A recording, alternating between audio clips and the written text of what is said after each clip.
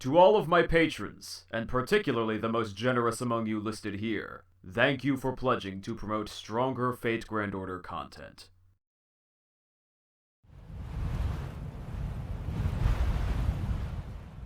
Iskandar. Oh, how unexpected. But I am delighted. Such great fortune that we got to meet as allies this time. Yes. And my sincerest apologies. Let's just say that was another me when we fought. I wish to help this time, and the master of this place, the one who voices himself through the Saint Courts, used to summon me here. He directed me to you. A clever strategist, he called you. Truly worth the title of king, and a rewarding advisor, he claimed. What praise! What exciting praise! And you, little miss, you are a princess to an affluent family, yes? I was similar myself. Not a princess, of course. But by your age, I succeeded my father and started conquering whole empires! Hence the nickname. What's that? Oh, the King of Conquerors. But I am not a warrior like you, great Iskandar. I am a mage. I come from a family of mages, and even regarding that fact, I led a very simple life. I enjoyed it, even if it wasn't always perfect, even if I was weak and stubborn. Conquering land was never part of that life's agenda. But perhaps if the circumstances had been a bit crueler overall, then the result wouldn't have been so shocking. It's nothing. I've spoken too much. You seek practicality to this life you now have. It would only be common sense to use your power to conquer that which confronts us now. Yes, that does make sense. Do not think on it too deeply, young lady. You cannot change the past. I have seen others try. You would be surprised just how easily convoluted ideas can be thwarted by simply striking them with all your might. If only it would have been that easy then. Great Iskandar, I can be bold, but only with V's help could I truly stand up to someone as powerful as you. And you respect this, V? Of course. V was there for me, by my side when no one else could be. Excellent. Remember that respect you have for your greatest ally.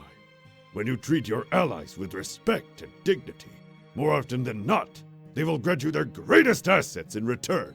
Their strength, their clout, their livelihood, a whole manner of benefits. Although you were an enemy not too long ago, it seems the Master thought the same way and brought you here to this place on our side. I think I see. But it's difficult enough being open with you now, great Iskandar.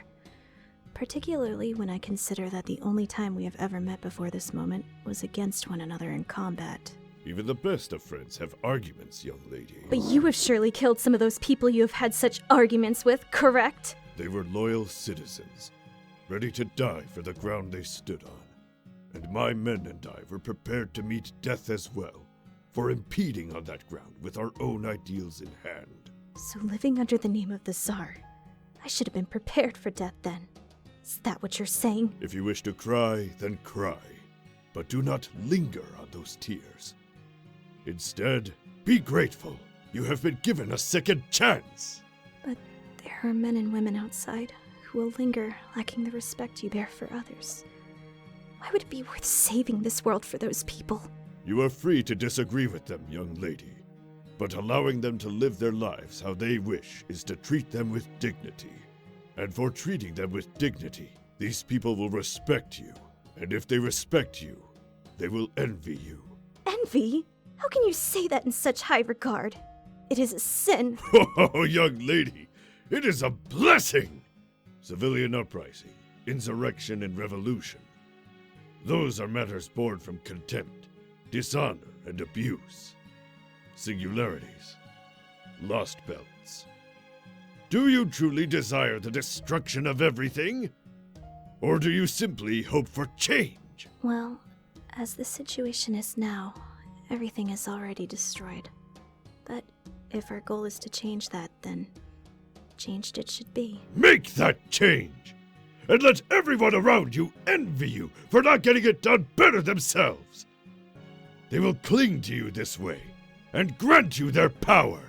This is a lot to consider. Ah, you can relax, young lady. I understand that despite your affluence, you were too young to have experienced many of the treasures this world has to offer.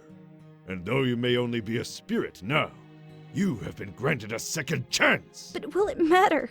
I am just a spirit, as you say. Can anything I do truly cause change? Of course! As long as there are people in this world who can be affected. Oh! What was that just now? It was nothing. And I must be taking my leave now. Thank you very much for allowing me to speak with you. There sure is a lot of heart in that one. Hopefully she took a shot of my good side. What am I saying? Anywhere is good! At Majimari, I think you will be able to appreciate my new advisor. He is the great Iskandar of Macedonia, the very same as written in history books. With his help, I may be able to succeed my father after all.